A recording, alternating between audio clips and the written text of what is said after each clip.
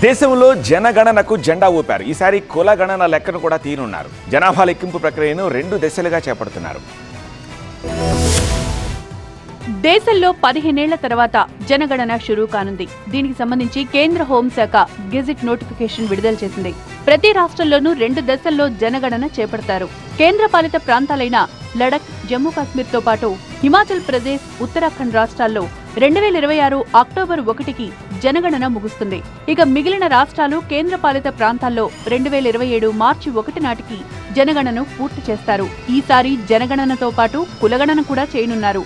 SC, ST, OBC, ఓసీలతో పాటు అన్ని కుల సమూహాలను కవర్ చేసేలా కులగణన ఉంటుంది.